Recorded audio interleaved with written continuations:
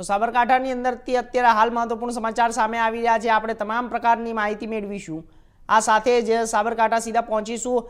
શું છે ભરત, અત્યારે હાલ જે સમાચાર સામે આવી રહ્યા છે ઈવીએમ ઉપર અત્યારે હાલ શું સ્થિતિ ચાલી રહી છે? ચોક્કસથી વાત કરીએ સાબરકાંઠાની સ્થાનિક સ્વરાજની જે ઇલેક્શન છે, આજે મતદાર વહેલી સવારથી યોજાઈ રહ્યું છે। કહી શકાય કે 3 નગરપાલિકા, 1 જિલ્લા પંચાયત અને 8 તાલુકા પંચાયતનું આજે મતદાન યોજાઈ રહ્યું છે। પણ મતદારો કહી શકાય કે વહેલી સવારથી જ જે કતારોમાં લાગી ચૂક્યા છે, જે પોતાનો કિંમતી મતાધિકાર છે અધિકાર આપવા માટે પોલીસ બૂથ ઉપર પહોંચ્યા છે। જોઈ શકીએ છીએ આપણે જે પોલીસ બંદોબસ્ત છે તે પણ સુરક્ષા માટે તૈનાત છે।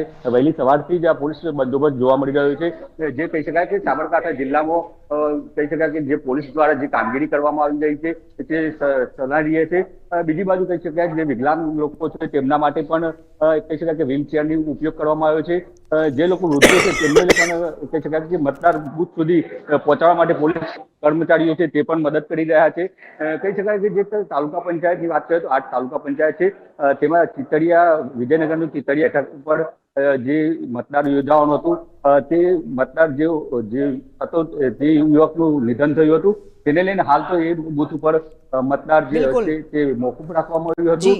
કહી શકાય કે બીજી જે જિલ્લા પંચાયત છે તે જિલ્લા પંચાયતની કહી શકાય કે જે મતદાર છે આજે શાંતિપૂર્ણ માહોલમાં વહેલી સવારથી ચાલુ થયું છે। તો નગરપાલિકા પણ 3 બેઠક ઉપર 3 તાલુકાઓની નગરપાલિકાની જે ઇલેક્શન છે તે પણ હાલ તો શાંતિપૂર્ણ માહોલમાં જોવા મળી રહ્યું છે। જી, તો જનતા અત્યારે બહાર નીકળી રહી છે અત્યારે આ સમયમાં ભરત?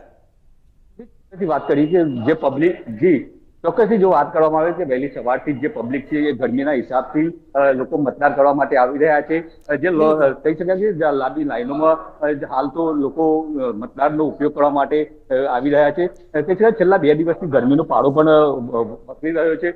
તેને લઈને વૃદ્ધો હોય કે નાના જે નવા મતદારો હોય તે લોકો બૂથ ઉપર પહોંચવા અત્યારે હાલ પહોંચી ચૂક્યા છે અને પોતાનો મતાધિકારનો ઉપયોગ કરી રહ્યા છે। જી, તો હાલ આપનો ખૂબ ખૂબ આભાર ભરત, માહિતી આપવા માટે તમામ પ્રકારની।